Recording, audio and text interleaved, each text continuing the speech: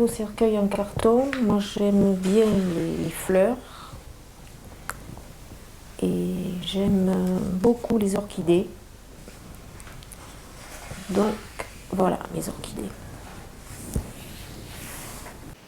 Pour sa dernière demeure, Danielle a déjà fait son choix. Elle se fera incinérer dans un cercueil en carton. Crématiste convaincue, elle avait déjà opté pour cette alternative à la mort de son mari, il y a 3 ans.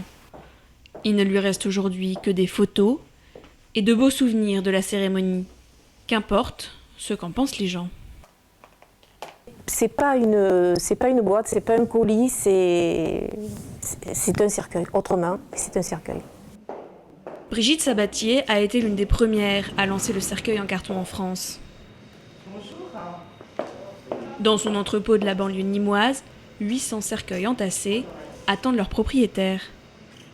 Du papier recyclé qui peut supporter jusqu'à 200 kilos.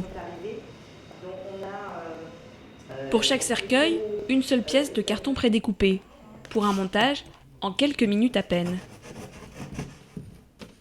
Poignée en coton biologique, cuvette d'étanchéité biodégradable et un savant système de pliage pour éviter toute trace de colle. Le cercueil est écologique, jusque dans ses clips de fermeture, 100% végétaux. Le tout pour seulement 400 €.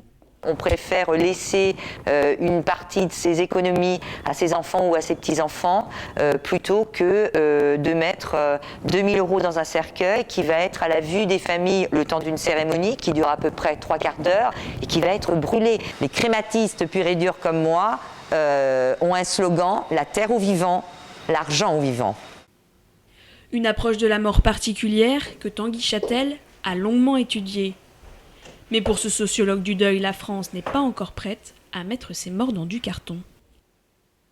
La mort est un événement dans la vie des gens qui n'est jamais banal. On ne peut pas le traiter avec des produits qui seraient trop innovants, qui seraient trop originaux. Donc comme toute innovation, il faut un temps pour que la culture valide ou pas.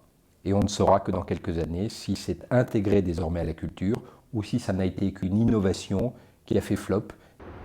Dans ces pompes funèbres, on vend une dizaine de cercueils en carton par mois. Nous y retrouvons Danielle, venue prendre les derniers renseignements. Quelques exemples sur mon site. Oui. Voilà. J'ai déjà une petite idée de ce que je voudrais. Oui. Moi, je les trouve tous très beaux d'ailleurs. De la couleur, des fleurs, l'originalité du cercueil en carton est aussi au service du deuil. Aujourd'hui, il n'y a pas que l'aspect carton. Il y a l'aspect personnalisé. Voilà. Et ça rentre énormément en ligne de compte. Qu'en fait, on puisse offrir quelque chose d'unique aux personnes. Il en faut pour tous les goûts. On aimerait venir plusieurs fois pour tous les essayer. Je ne sais pas. Mais... Le cercueil en carton espère bien atteindre les 5% d'utilisation d'ici quelques années, alors qu'il représente déjà 80% des crémations chez nos voisins britanniques.